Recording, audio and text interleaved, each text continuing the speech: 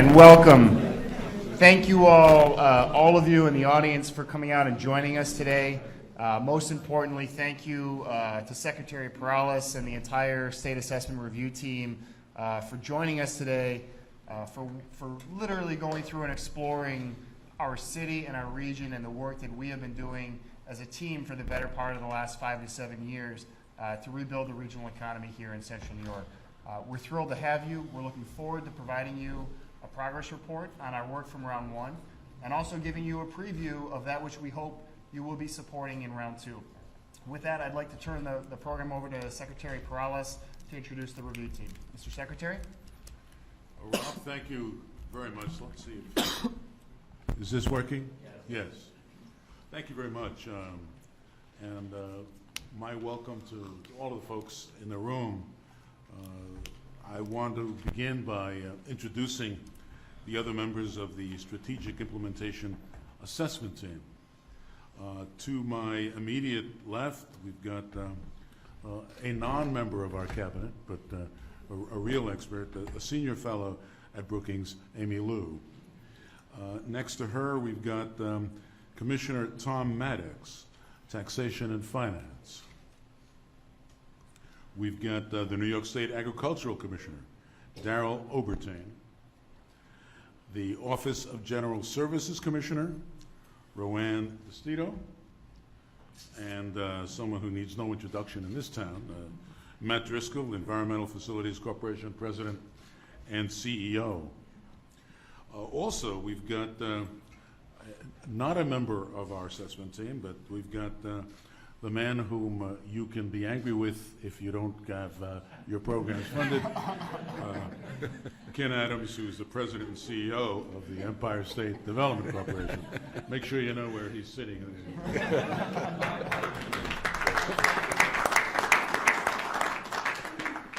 So it's my pleasure to serve with these distinguished colleagues and to learn about the tremendous work that you've done over the past year.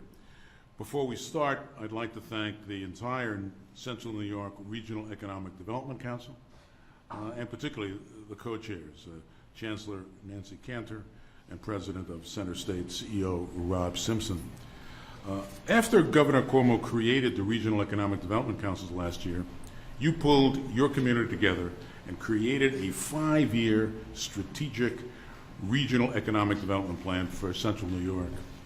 Last year, we awarded $785 million for economic and community development projects consistent with each region's strategic plans.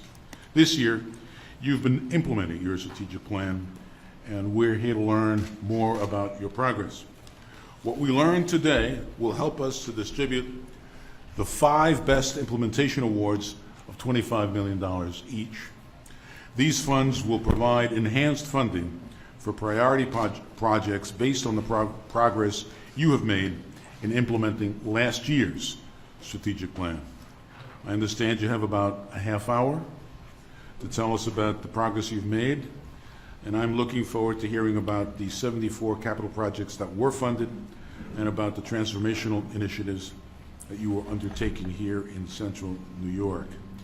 After you tell us about the implementation of your plan, we on the team will have 30 minutes to ask questions and to be sure we understand your successes and challenges. Through all of this, we will evaluate your progress as it relates to strategy updates, implementing the plan, leveraging resources, measuring performance, and engaging the public and involving stakeholders. With that, let me turn it over to Nancy and Rob. Thank you so much. Is this on?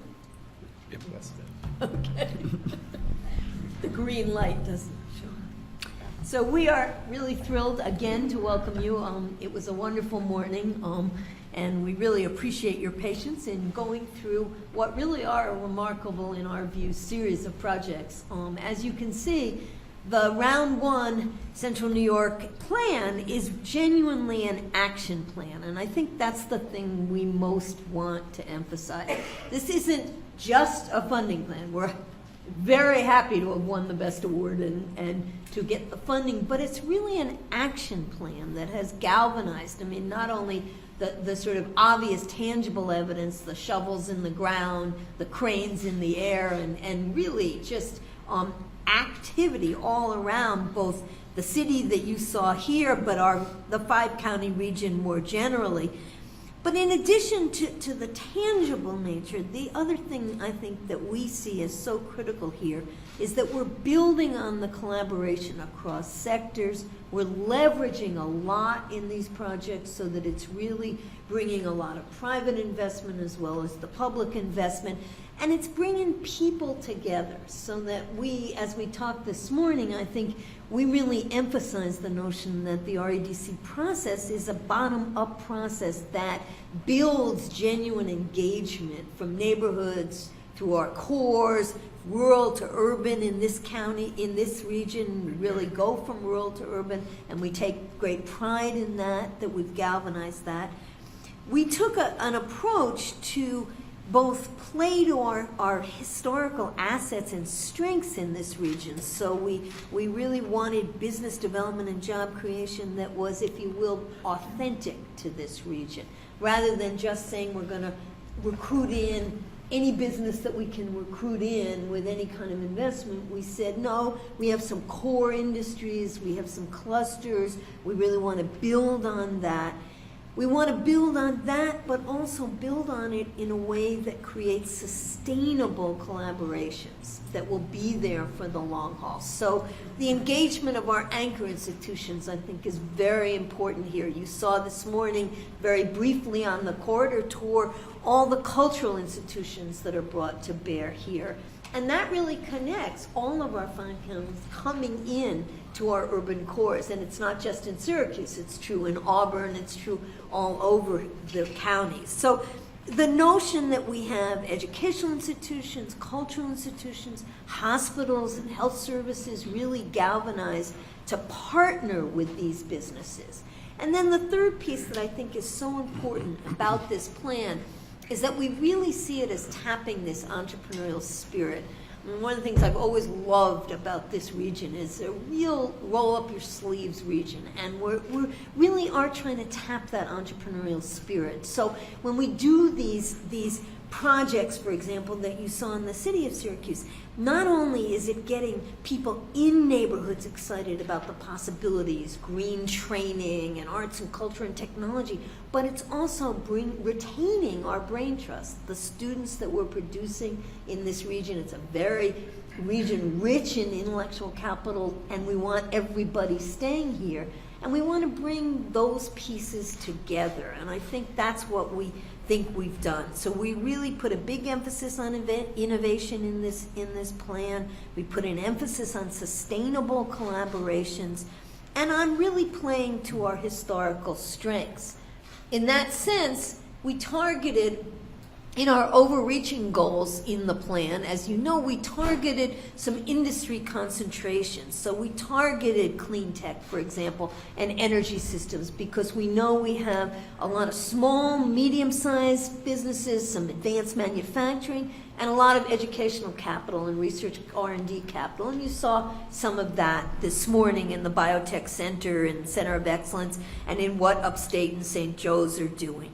We targeted the notion that we needed to connect our infrastructure of budding businesses and innovation to regional, national, and global economies. And we're very proud of the notion that we are not just, but we are connecting globally. And Rob's going to talk about in more detail a wonderful project in the first round, Fulton companies in Oswego County really exporting and connecting globally, but we're also connecting our regional products into our urban cores. We were talking on the bus about connecting our agriculture, our agribusiness, into good organic produce coming into our cities where we have food deserts. We're trying to really connect regionally, nationally, and globally. And then that really does create an opportunity to revitalize our region's cores. We have urban cores like you saw today in the city of Syracuse. We have main streets in all of our counties and neighborhoods that are really getting a boost with this plan. So it's not just Syracuse, though it certainly is Syracuse, but the city of Cortland is doing, with SUNY Cortland is doing major downtown revitalization and entrepreneurship, just in the way that you saw here in Syracuse. So the idea here is that these goals all come together, and many of the projects we think that are so successful in the first round and that are in our priority second round list are really projects that speak to all of these goals, certainly more than one at a time, and we purposely picked these to be interconnected.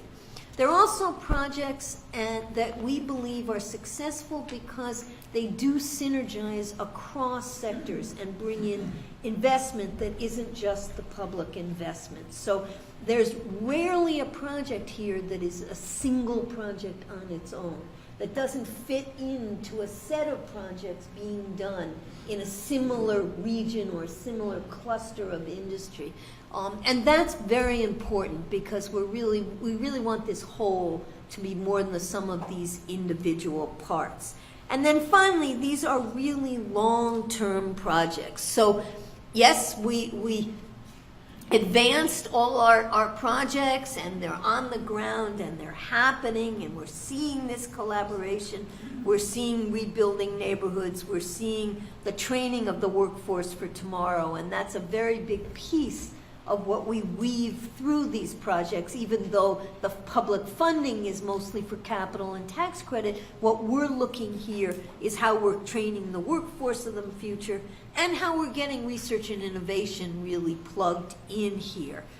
What's very important for us is that we tried to create this transparency and predictability in economic development so that we really took seriously the notion that this should be a plan that first of all consolidates across agencies in the state, that different parts of the puzzle, if you will, can come together and invest in central New York, but also so that our folks who are putting in projects know that they need to be plugged in to our big three goals, to our strategies, and they have a transparent map in which they can think about getting public investment.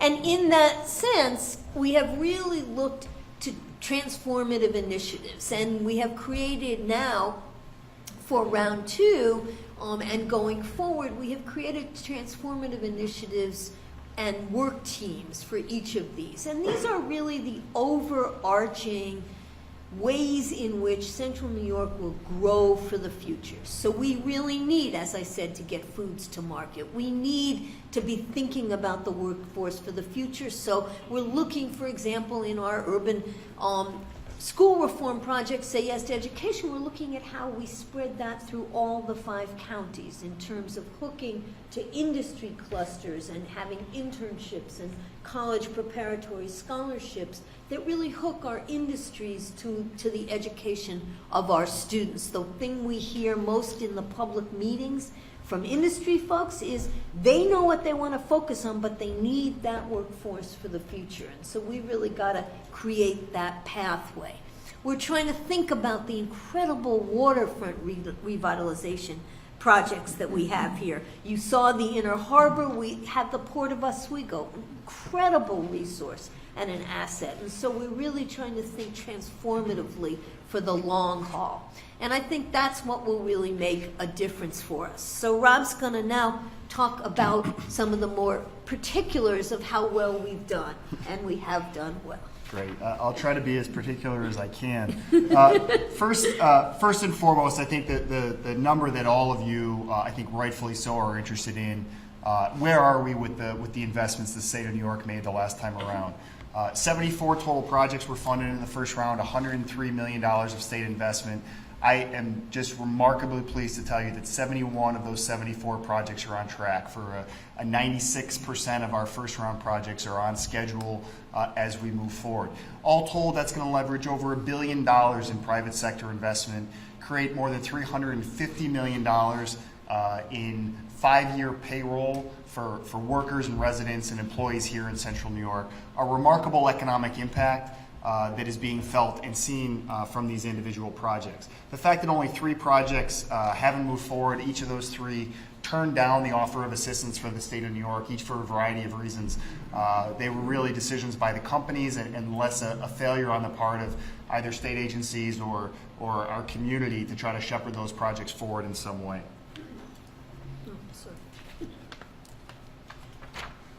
To the point that Nancy made, I think this is really critical.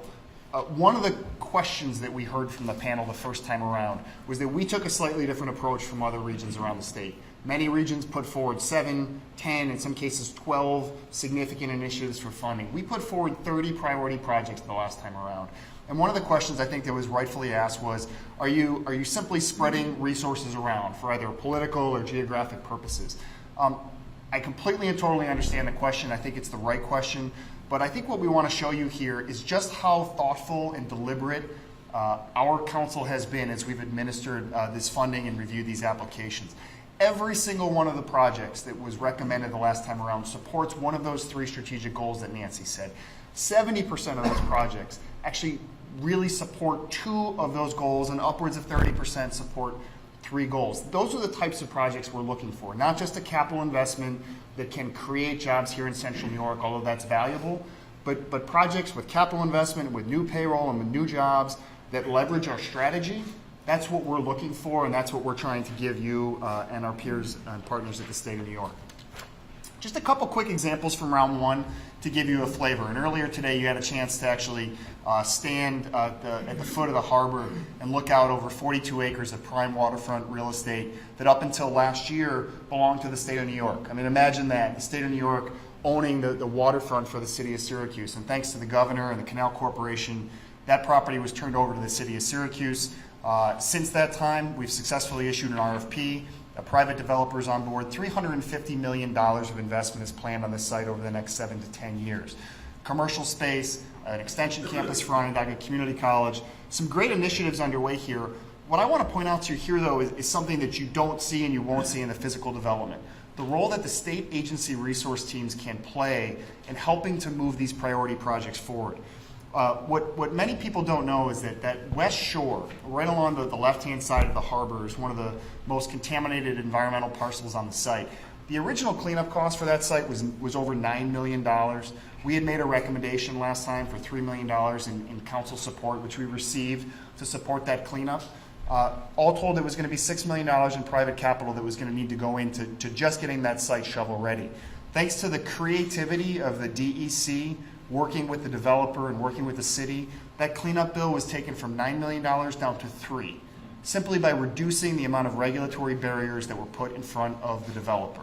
All told, what that means is there's $6 million more of private capital that can go into constructive activities here on the site and putting people to work. The Fulton companies. You take a look just up north in Oswego. This is a county that is seeing a significant amount of investment right now, but still has an unemployment rate of 10.2%. It's the 7th highest unemployment rate in the entire state of New York. This is a company, really a global company in every respect, that manufactures boilers and heating systems and heat exchangers for a variety of markets: educational, medical, large industrial. They have developed a new product. It's a low emissions burner, a very clean technology. They were interested in doing an expansion of their facility. They received about $360,000 in Excelsior tax credits, which triggered about a $2.5 million capital investment in their facility. What is important about this is not only that we're investing in a community that desperately needed jobs, but this is a company that exports 45% of the products that they make in their facility in Pulaski, New York. Those products are going overseas, which is net new wealth for us here in Central New York. A great project down in Cortland County. Really, we talk a lot about the roles of colleges and universities in our work. The Cortland Business Innovation Center is a partnership with SUNY Cortland and the business community down there, essentially building off of a model that we developed here in Syracuse called the Student Sandbox. This is an effort to take students on campus, teach them about entrepreneurship, as Nancy well knows and mentioned earlier, and get them invested in the process of creating businesses in New York State. As you know, we import more students into New York than any other state in the country. We also export more students in the state of New York than any other state in the country. So figuring out how to turn those students forgive me for dehumanizing this, but to turn them into more anchor economic assets for our state needs to be a big part of our strategy. This project was supported with about $500,000 in support from the state of New York. Just to give you some example, they've got about 24 students that are participating in this program. When we started this in Syracuse 3 years ago, we had 5 student teams that were doing businesses over the summer in Syracuse. This year we had 34 student teams, just 3 years later, 70 students, 18 ventures that are still ongoing. So these are real businesses that are employing people here in the city of Syracuse. It's been a remarkable program for us and one that we're thrilled to replicate. But maybe most importantly, as Nancy started off talking about the fact that this is not designed to be a project-driven plan. This is a strategic plan, it is an action plan, and it is one that we take ownership of with and without the support of the state of New York. The reality is that while we depend on the partnership from the state and other funding partners, we really have to look ourselves in the mirror and understand that the future of the Central New York economy is on our shoulders, and that we, as a community, anchor institutions, business community, elected officials are responsible for this. To give you some sense, though, for what we're struggling with, our plan last year, 18 overall strategies that we laid out under those 3 core headings, a total of 110 different actions and tactics that we identified that we as a community are pursuing. And before you sit down and make a note, as I'm sure many of you will, about how complex that is, let me say it, it's very complex. Think about the demographic trends and the economic trends that have plagued not only this region, but much of upstate New York over many years. These are not simple things, and there are no simple solutions. Our community, like many others, has pursued silver bullet strategies for economic development that have roundly failed our community. We believe that the only way for these types of initiatives to work is for our community to own them. Our council, the 19 members of the council, are not implementing 108 tactics, but our community, neighborhood groups, refugee resettlement groups, anchor institutions, our city, our county, other partners, they are collectively implementing that strategy, and it's that shared ownership, I think, that provides us a point of differentiation. A couple of key things, and I'll talk about these by our 3 strategies. First and foremost, our strategic industries. You know, there's a lot that's been going on outside of the work of the council to implement this plan. Last year, we were grateful with some support from Ken Adams to be able to trigger a project up in Oswego County with a company called Novelis, an aluminum manufacturer. They made a $208 million investment in Oswego County to promise to create 100 jobs. Ken, you'll be happy to know they called yesterday and said that they've already hired 100. They plan to hire 100 more. These are significant investments that are being made in core strategic industries here. Second, on the innovation front, we talked a little bit about the student sandbox. One of the elements in our plan last time, we recognize that we have done, I think, as a community, a good job of building a pipeline of prospective deal flow when it comes to entrepreneurship and innovation and emerging business. You saw some of them at the Biotech Accelerator today. But as a community, we have $27 per capita of venture capital investment here in Central New York. The national average is over $1,000. This is a challenge that we as a region must overcome. I heard the governor talk about his desire to put forward some sort of statewide initiative, which we think is great. We can't wait. Nancy, myself, a number of other partners in this community, private investors, institutional investors, corporate investors, are working on putting together a $25 million seed and venture fund to support the innovations that are coming out of places, not just here in Syracuse, but in places like Utica and Potsdam and Ithaca and all around the upstate region.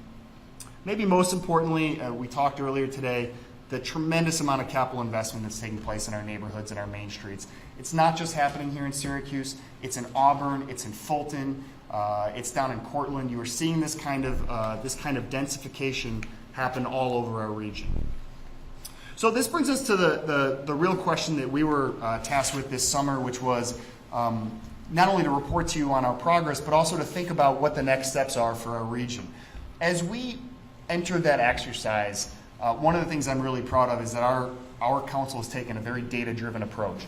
The plan that we laid out to you last year is very data-driven, a lot of metrics, a lot of very good research went into it, but so too is the work ahead. We want to report to you the good, the bad, and the ugly, and there's a little bit of all of those on this chart if we're being candid with ourselves. This data helped us think about how, if at all, we wanted to amend our plan and what kinds of projects we wanted to recommend to you for the second round. I'd point out to you, over the course of 9 months, there have been 4,300 net new jobs created in Central New York. That's a good number for us here in Central New York, an annualized rate of about 1.6%.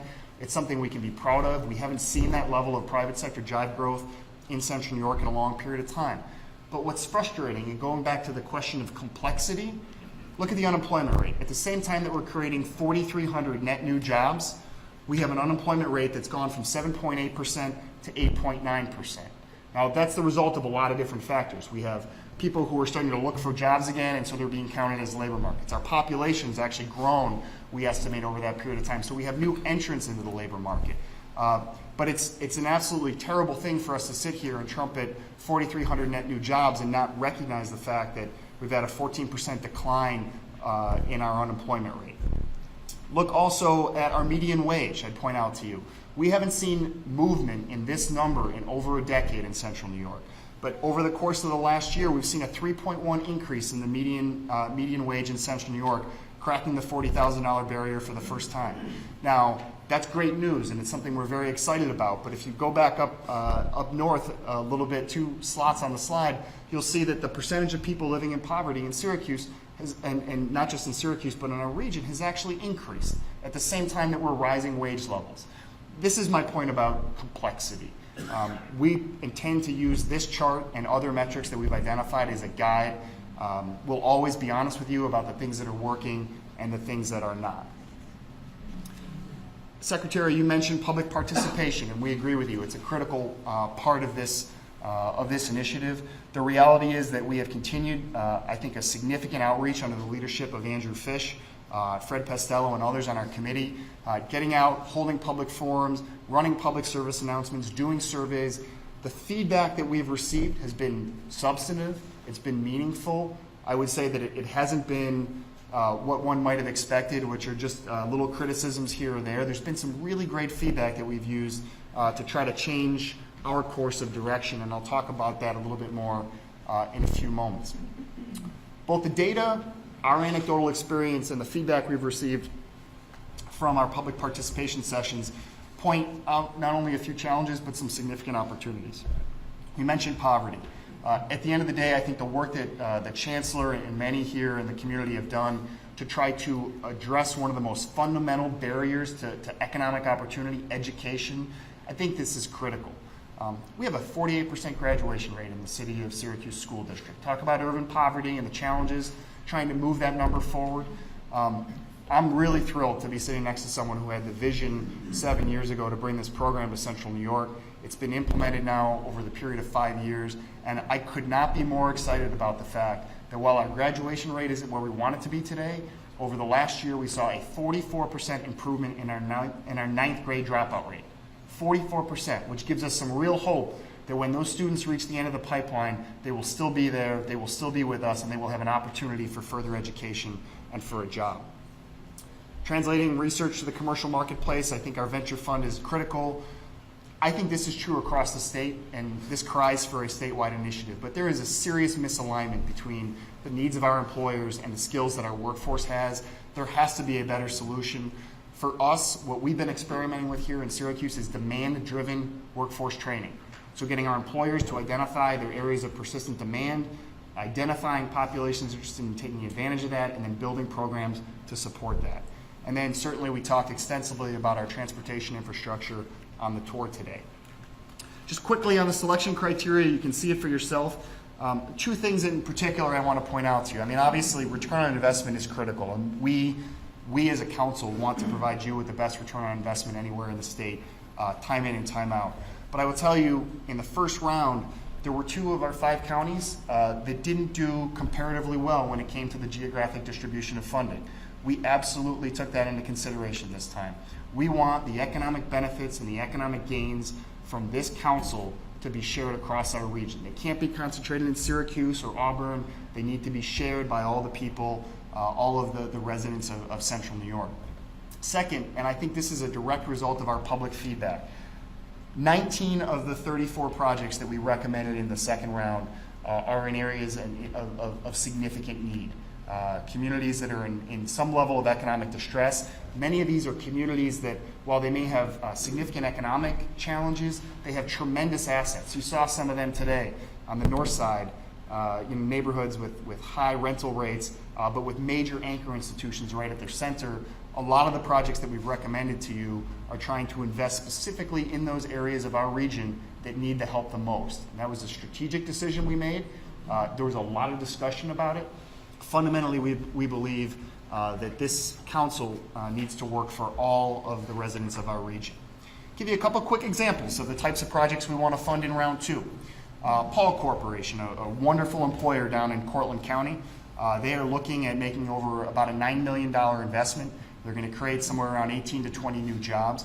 What is exciting about this project, this is a company that's in one of our strategic industries. It's in the clean tech sector. They do filtration and purification products, primarily in the water side. They're doing manufacturing here, but they want to grow their R&D workforce. So those 18 new jobs are engineers, design, research folks who are going to come to Central New York. They're going to build a center of excellence around their $1.3 billion business, and they're going to develop products here that they can then manufacture here, that they can then sell around the world. We think that's a model for the future of manufacturing in upstate New York. Another great company, Design Concepts and Enterprises up in Oswego County. Again, we talked about the unemployment rate in Oswego County and how badly investments are needed up there. But again, this is a remarkable company. They're the leading manufacturer of wound closure devices in the entire world. 90% of the product that they manufacture in Oswego gets sent across the world. They're exported. So again, trying to give you a sense for how not only these projects are great capital investments and investments in employment, but how they tie back into our strategy and help us move the bigger picture forward. Wonderful project over in Madison County, Empire Farmstead Brewery. Secretary, I know you'll appreciate this. Our agricultural economy here in our 5 county region is about $580 million. It's a huge economy. It's very important to us. Actually, Cayuga County is the 3rd largest agricultural commodity producer in the entire state. This project is a great opportunity not only for us to create 75 jobs, essentially in value-added processing brewing, but we're going to take advantage. The company's going to take advantage of all local products and crops, local hops and other products that are going to go into their beverages.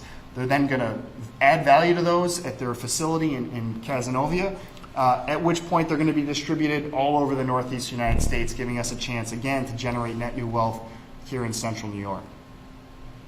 Finally, we didn't get to see this project on the tour today, but I think the one thing I hope you walked away with today is a sense of tremendous investment taking place in the center of the city. This is one of the last remaining major vacancies that we have in downtown. Former Sibley's department store, 250,000 square feet of commercial real estate that is 100% vacant. There isn't a soul that's working in that facility. Building on our trend of supporting market rate residential housing, we want to create upwards of 60 residential units and over 60,000 square feet of retail space along that corridor on Salina Street and back around into Armory Square. We believe this can be a significant final anchor to the redevelopment we've seen on Salina Street across the city.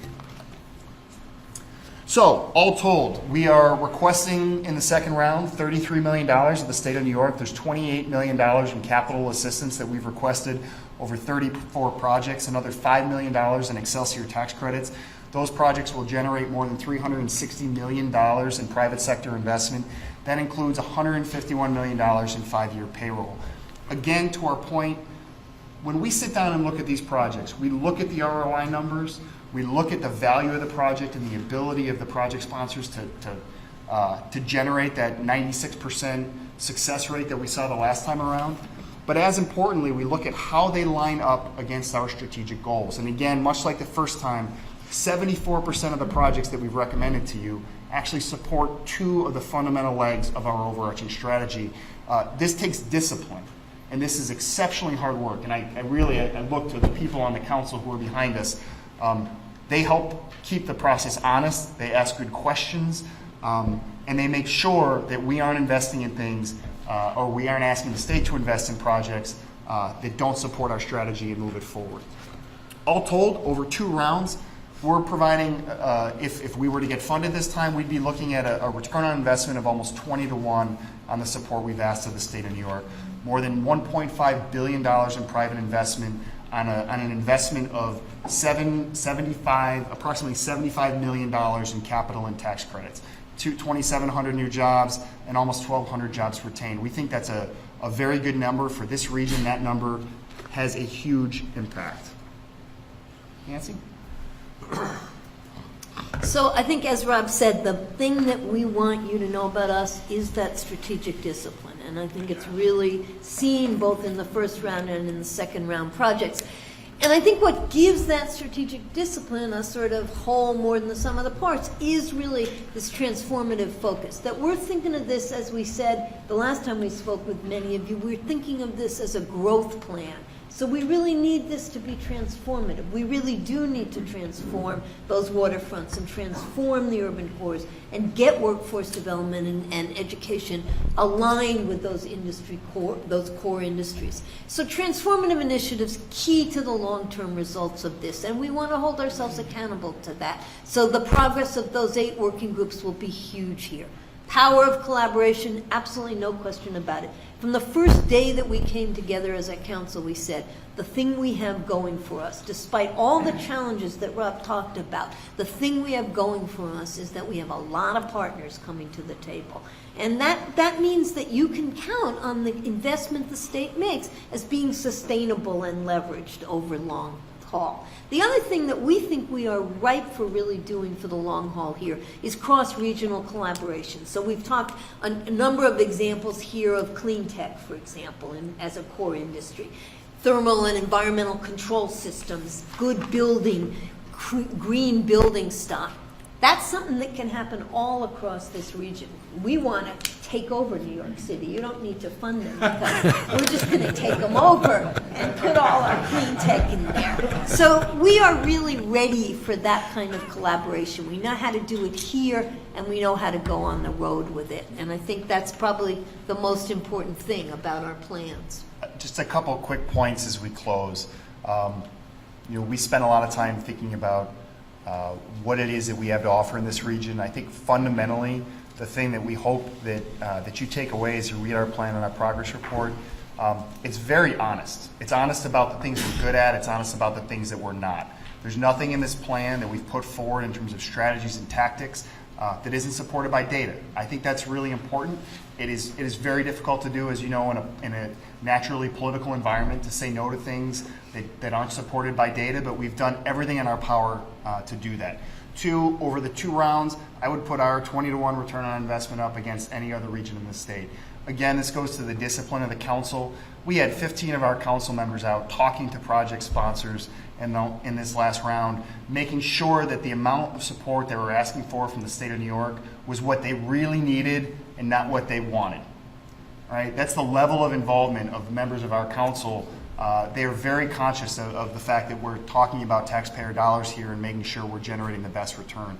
Nancy touched on the collaboration. We have great partnerships that we want to build on. Maybe most importantly, though, and I think the thing that I know Nancy's passionate about, and it's the reason I'm in this work, fundamentally speaking, the field of practice of economic development, in my opinion, hasn't kept pace with the changes that are happening in the global economy around us. That has to change. We in Central New York, we want to be at the vanguard of that. We have been pursuing new collaborations and anchor institution partnerships for a long period of time. We want to be at the leading edge of student entrepreneurship and innovation. We want to be working in ways that most people around the country aren't even thinking of yet. The reality is that the days of just trying to attract businesses, provide tax incentives, and hope your economy will grow are long since over. We need to leverage every asset this community has, whether it's an abandoned waterfront, whether it's a growing refugee and immigrant population, whether it's our anchor institutions, the historic building stock. Those are all things that we can build on and we want to build on. And I'm really proud of the fact, and I think one of the things that's unique about our plan, I don't see that level of collaboration and that creativity happening not only around the state but around the country. So that's what we're hoping to do. We literally want to change the field of practice and show a better way forward to rebuild communities in our region and across upstate New York. Thank you.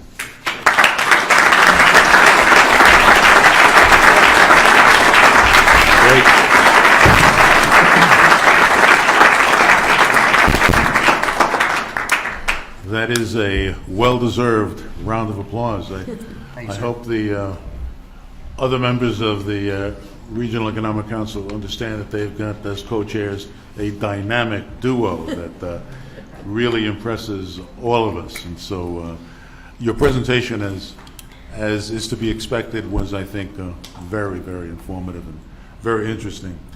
I will exercise my prerogative, if I might, for just as a sort of the informal chair of the group, and ask a question that you've alluded to the answer, but I'd like you to be a little bit more specific. We were all very impressed by what we saw today, all of the development going on, and yet when we look at the numbers, you indicate that you've got a problem with your unemployment rate, your poverty rate.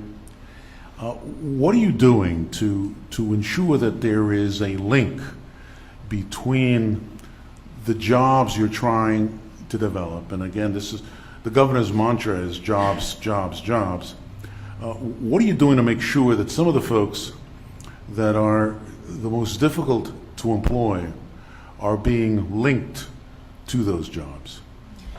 Yeah, so that's tremendously important to us, and we're doing two things, I think, simultaneously. One is that in all of these redevelopment projects, especially in the core, in the neighborhood cores, especially in the urban cores, we are hooking to them what we're calling training programs. And these are not your typical workforce training programs. So, for example, you saw on the near west side of Syracuse today, and on the north side, a tremendous amount of rehabilitation of buildings. And all of it is LEED green rehabilitation.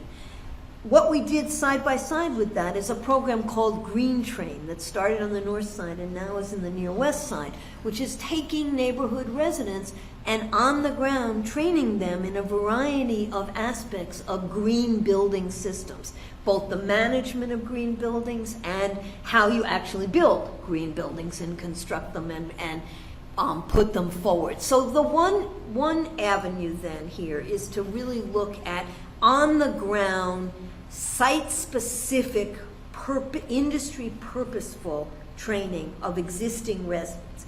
The second train that we're doing is really the Say Yes Academies train, if you will, and that is to think about our students as they're graduating from high school, getting them to graduate, and as they're graduating and going towards college, whether it's community colleges or four-year colleges, having a summer Say Yes Academy that is sponsored also by industry clusters. And so let's say you want to go towards a health, or one of our vibrant health cluster. We use at OCC a summer academy that then takes Syracuse City High School graduates in this case, puts them through not only courses that will make it viable for them to graduate from OCC, but will give them a focus on a particular career cluster that is very important in this region.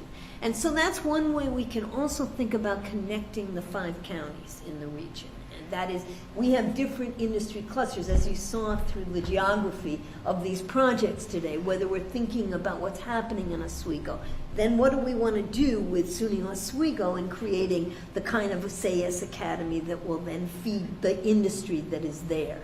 So I think we're taking two approaches. We're looking to the next generation, and we're looking to the generation that's here, and figuring out how to hook these projects and these goals with that kind of training. I just offer one other a quick comment on that. And I credit to Assemblyman Magnorelli. I remember a conversation very vividly 4 years ago. Actually, we were in this room announcing a workforce development program here in Central New York, and he looked at me and he said, "You know what, Rob, I don't want to support another workforce development initiative that doesn't break the mold from what we're doing today, because it's not working." And he's absolutely right. And the direction that Bill and others pushed us in was a demand-driven model where we're looking at specifically, before we get started, the needs of employers. We're working on an initiative on the south side of Syracuse right now with 7 to 12 of our anchor employers down there. You know, there are 200 jobs in an area of significant need. We've identified those jobs. We've identified training partners. Now we're in the process of trying to identify residents that can take advantage of those employment opportunities. Matt Driscoll. Thank you. Actually, you asked the question that I was going to ask. to workforce development. But I'm interested in hearing Rob and Nancy in terms of the connectivity for the projects that are underway and underway in other communities, as an example, Auburn or Oswego. How are those projects, how are you working with those local stakeholders? Is there preset meetings? And how are they connecting back to the strategic plan? And I'm talking in a 5-year window here, outward, growing those projects and how they connect to the strategic plan. So I'll try to answer that. I think one of the things that the governor did very well is he set these councils up. He identified really strong stakeholders from each of the counties within the region who are very effective advocates for projects within their county, whether they're from the economic development community, whether they're from the Farm Bureau, whether they're from our academic institutions, the private business community. Those are our primary points of interface with the projects in each of the individual counties. Also credit to Jim Fail and his team, who really have done a great job at interfacing directly with every single one of those project sponsors, those 71 projects, touching base with them on a consistent and regular basis once a month to make sure that their projects are on track. The best part about this partnership, though, I have to say, there have been some situations where projects got off the rails. It's, with 71 projects, that's going to happen. The way this process has worked, though, is it has made every single one of our council members accountable for the ultimate success of those projects, right? If 5 or 10 of those projects fail, we can't talk about a 96% ratio with you, which means that our council members get involved, Nancy and I get involved. Most importantly, Jim, Ken Adams, the lieutenant governor get personally involved in helping to make sure that those projects identified as priorities here stay on track. It's worked very, very well for us so far. And the one thing I would add to that also is that we really look for synergies between projects in different counties coming in. So, for example, in the arts and tourism area, we're ripe for that. We're looking at agritourism. We're looking at, in Auburn, the musical theater festival coming in with Syracuse Stage. So we're looking at the kinds of partnerships that will make these seem like, again, more than just disconnected projects, but really coming together. Roanne DeStito? Thank you. I think you did a great job, and thank you for the beautiful tour. I think that this is my first time on this assessment team, but I think seeing things firsthand is very important. And Cesar and I talked about, really getting a feel for the region is very good. But I have one question, and the number struck me, the 48% graduation rate.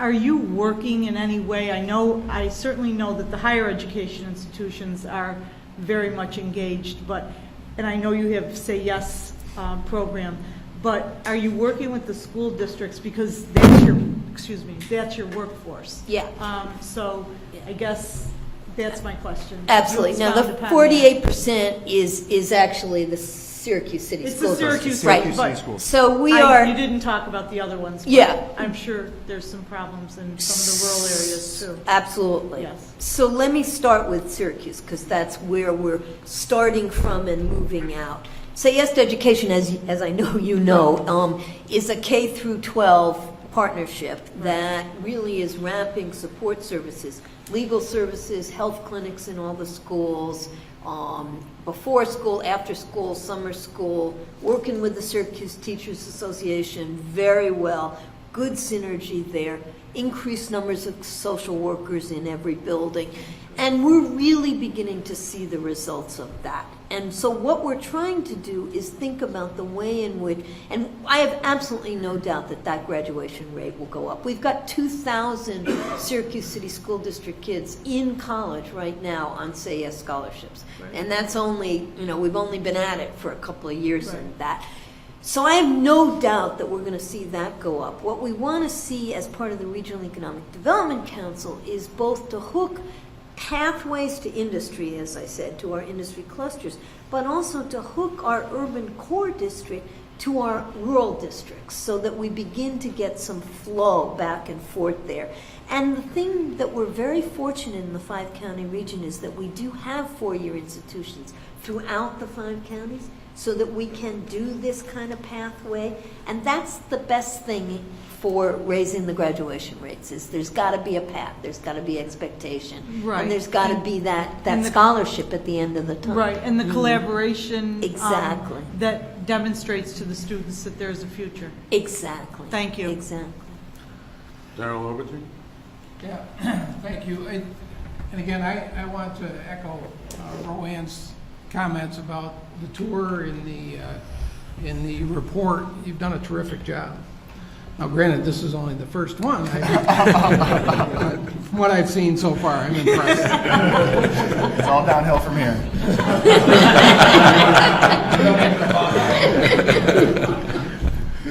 But kind of a follow-up to Matt Driscoll's question is that you've identified ways that you're working within the region to collaborate. And that really is kind of one of the key words, a theme that carries out through all of economic development is collaboration. Specifically, in your plan, how will you collaborate with other regions of the state and beyond to benefit this region? Thank you. Thank you for asking that question. Can I take this one? Okay. I'm all excited. Take any question. This is my softball question. So I am really, I really believe fundamentally what Nancy talked about. I think here in Central New York, we are not only well positioned, but we are eager to drive that cross-regional collaboration.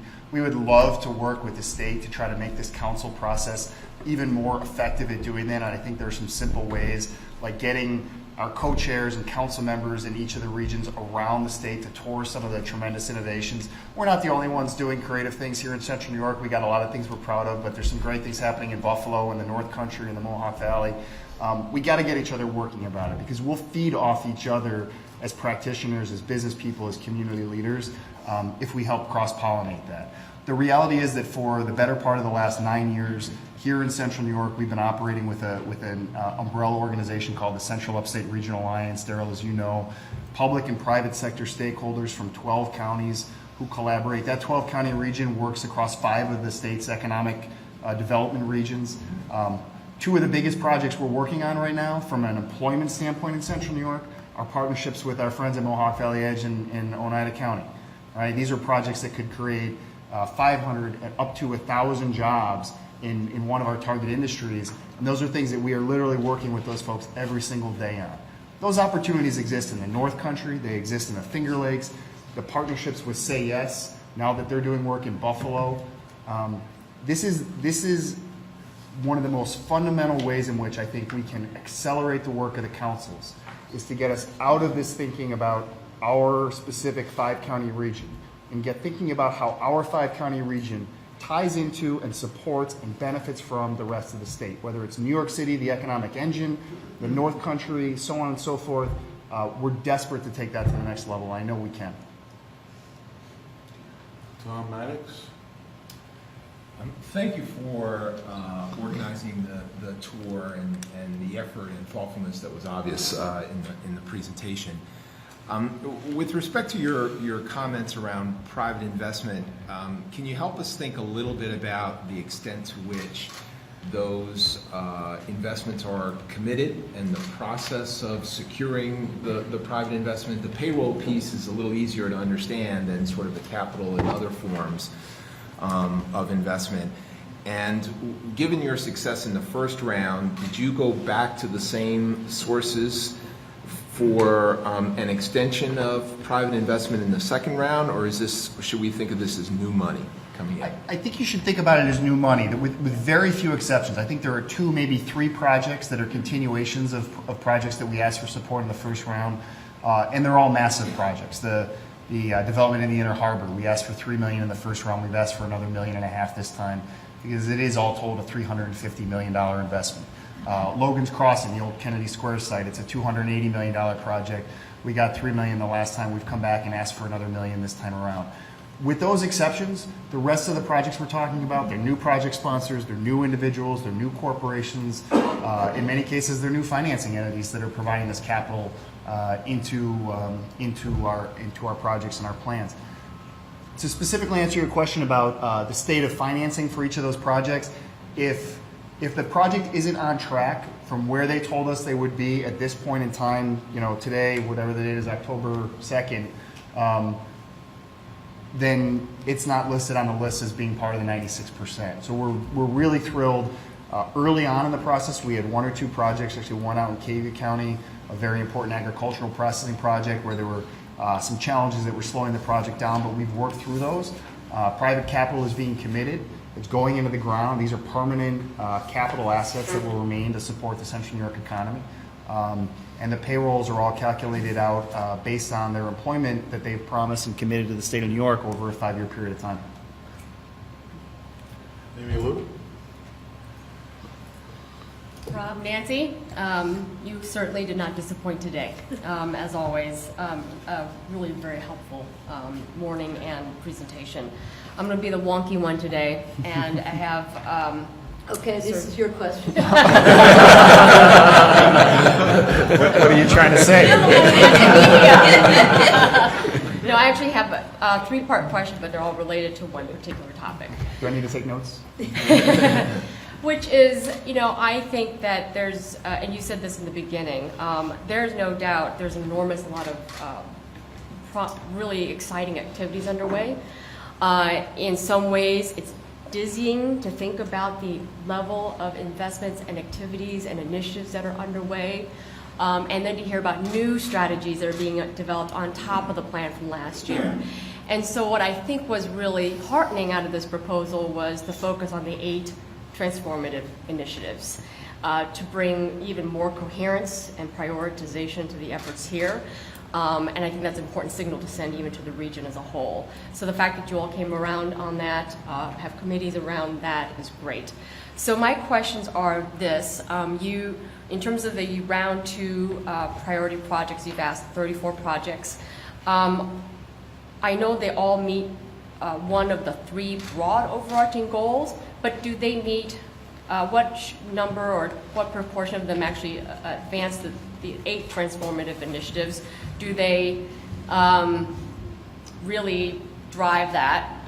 The second is, I think the focus on metrics, obviously Brookings cares a lot about that too. We need to focus on outcomes. At the end of the day, these are not just about individual deal flows, but the fact that they're leading to real change. I'm just curious if you all developed intermediate goals and outcomes for the 8 initiatives. In some ways, it's really going to be hard to tackle unemployment figures, but you can make a difference in your food sector. You can make a real difference on innovation and so on. So I'm really curious if you did that. And lastly, I think it's really important to remind ourselves that these are not just about the projects that are going to the state and what the state supports, but that these projects are emblematic of something larger. So I was just curious of those 8 transformative initiatives, if there are real ongoing strategies behind those 8 activities. So let me try to answer 2 of your questions. Maybe I'll let Nancy answer the third and final one, but feel free to jump in. Specifically, and I was chuckling as you were asking the question, one of the charts that we put up today actually listed how many of our projects tied to our transformational initiatives and which ones. I told my colleague Ben Sayo sitting behind me that it was too cluttered and we should take it out. And he said, they're going to ask the question. Sure enough, he asked the question. The simple answer is yes. I think all but 3 of the 34 projects that we submitted to you have some connection to one of those 8 transformational initiatives. The 3 projects that weren't, they are very strong projects on their merits and they deserve to be on the list. But there is a strong correlation between not only our 3 priority goals, but the 8 transformative initiatives. We can always make that better. Every time we sit down with a project sponsor who is involved in urban manufacturing, we want to talk to that company about what they can do to support the urban education agenda and the work that's going on through Say Yes. That takes time and energy, but yes, those are things that we're absolutely focused on. 2, as it relates to intermediate goals, I think some of them lend themselves better to intermediate goals than others. You know, the reality is, you know, at the end of the day, we have intermediate benchmarks for projects like Say Yes, but we won't be satisfied until we've really changed the underlying dynamic. So in some of them, I would say we do have intermediate goals. In others, the strategies are much more tied to some fundamental transformational change that we want to see in the economy. Yeah, I think that's right. I mean, and some of the intermediate goals, though, are things that are easy in some ways to measure, but they're going to have to concatenate to make a real impact. So, you know, we're going to look at the number of business startups that really come through the innovation economy here. We're going to look at what we're able to do in raising money for the innovation fund, the VC fund that we're trying to put together. We'll be able to, you know, have those kind of metrics, but the question will be, at the end of the day, do we sustain a VC fund, you know, over the long haul? And that gets to your third question. I mean, I take, from my perspective, the thrust of the third question is really, do we have enough outside investment in the transformative initiatives, separate of the REDC process, right, itself, that we know that they will have a bulk, if you will, to go forward, right? And I think that's actually the thing we're most happy about the transformative initiatives, is that those are things that have a lot of national legs right now. I mean, so certainly Say Yes, you know, we know is an outside foundation and is garnering a lot of federal and other foundation support coming in.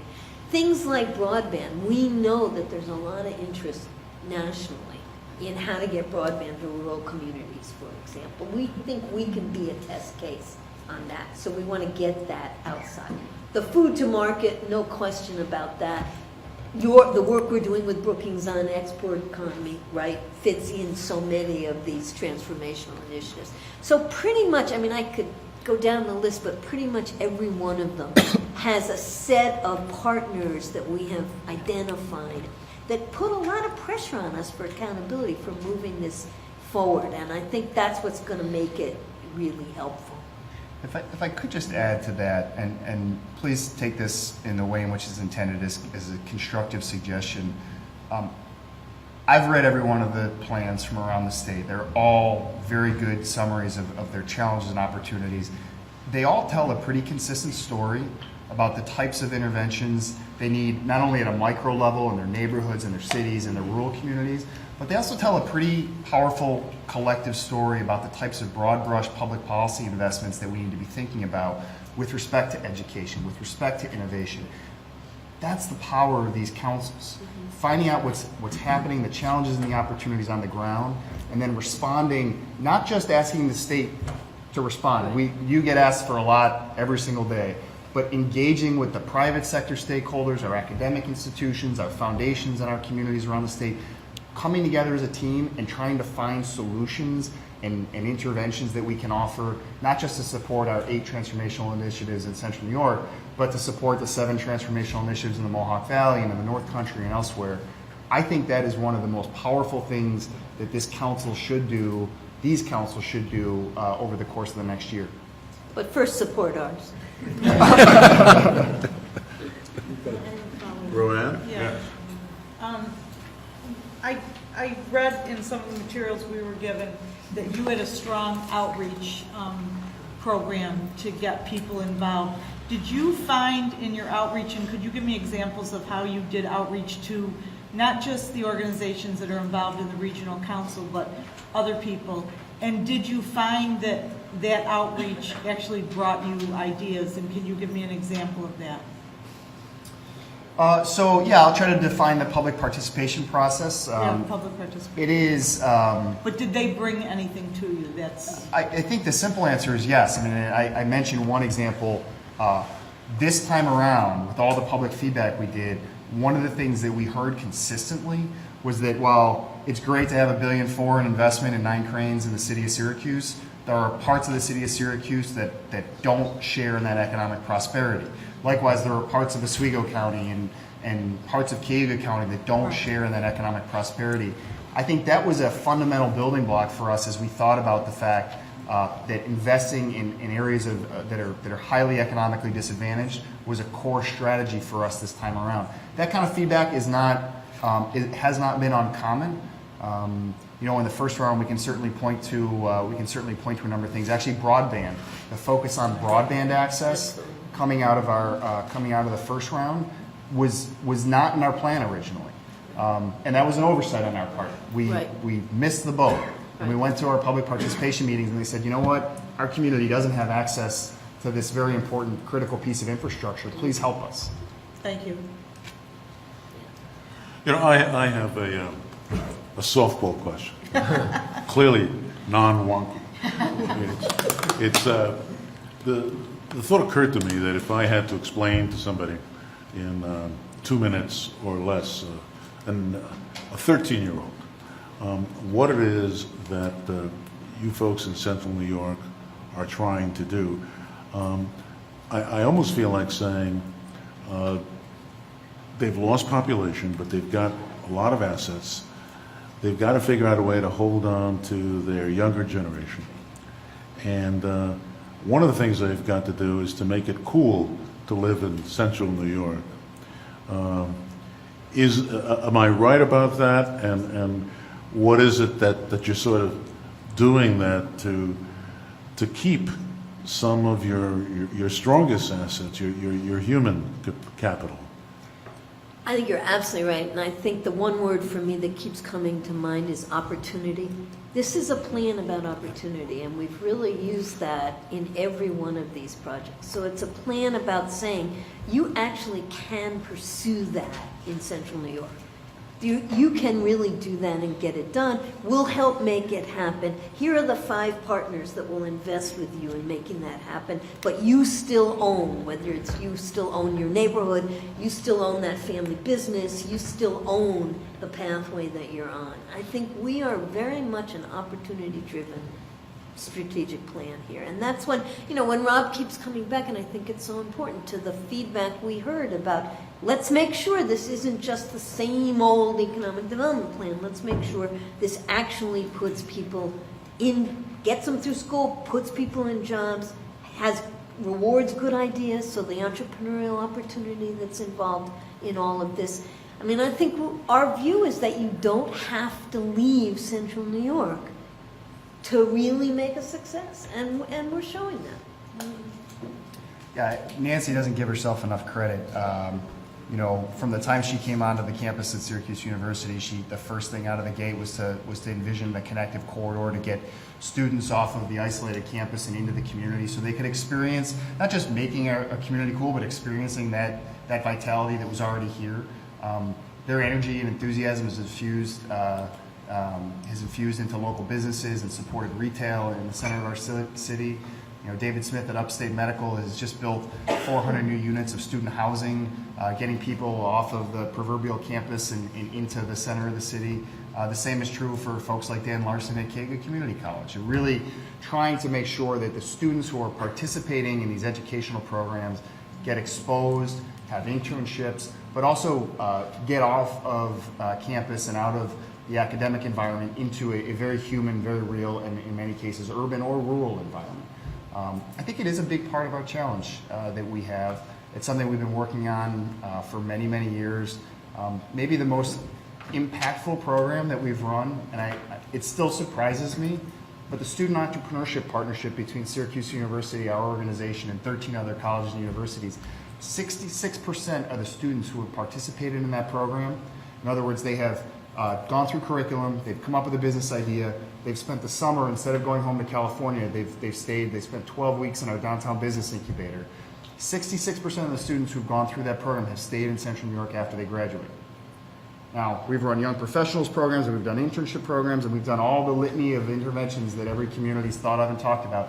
That project has a better impact on our retention rate for young professionals than any other that we've run. Who wants the last question? Darryl, you got it. So here it comes, another softball, I guess. But These softballs are hard.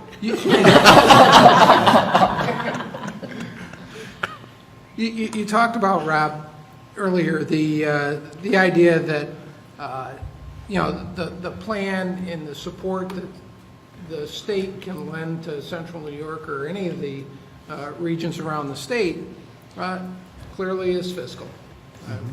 That's one of the main tenets without question.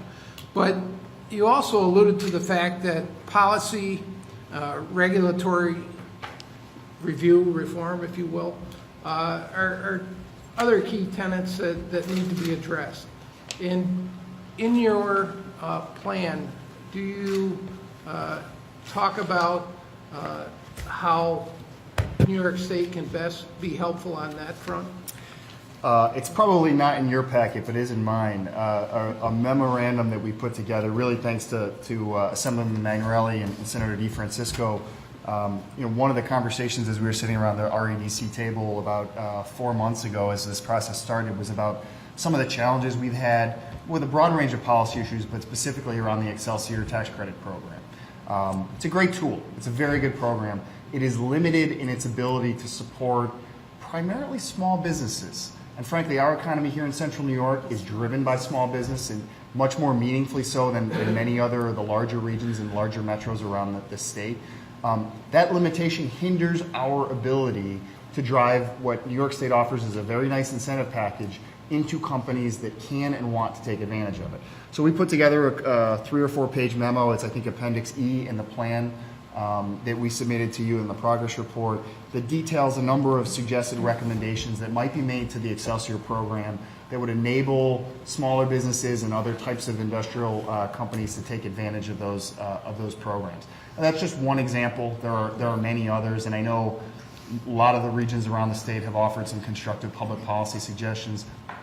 Frankly, this is an area where I would love to see each of the regions come together and sit down with Ken and others and members of the legislature to just have an honest conversation about how these programs and tools are working locally and what we could do. I think there's a lot of innovation locally that could be applied to the state level. We know how complex these negotiations are to get these programs through. It's not easy, but at the same time, I think much like we try to do at the state level, or at the local level, continuous improvement, always making these programs better should be all of our goal. And the one thing I would add to that, you say, separate of funding, but one of the issues for us is really, for this council, is the structure of the funding. So the degree to which it's tied to capital or tied to Excelsior tax credits, which can't go to not-for-profits, for example. And so many of these partnerships are built with not-for-profit engagement, whether it's an arts and cultural institution or a school. When we think of our transformational initiatives, they're going to need, many of them are going to need a different structure of funding.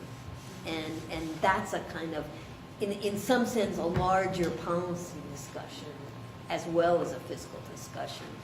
So to get workforce training to really work, to get the educational transformations we're really looking at, it's not going to be capital and it's not going to be tax credits. So that's another piece of our discussion. I would just draw your attention back to the example I gave about New York State DEC. Beyond the fiscal supports, there's so much that the state can do to support these individual projects. And I know the financing piece is the one that gets all the headlines, but the reality is that just by working with the developer with an open mind and a creative mindset, there was $6 million in resources that was created out of thin air by saving money on a project that didn't need to be as expensive as it was because of existing regulations. That's the kind of thing that we could replicate 71 times over in Central New York and all across the state. So on behalf of our assessment team, I want to thank you very, very much. And we're going to go off and think about and discuss what we learned today, right, guys? Yes. Thank Thank you you very much. Thank you.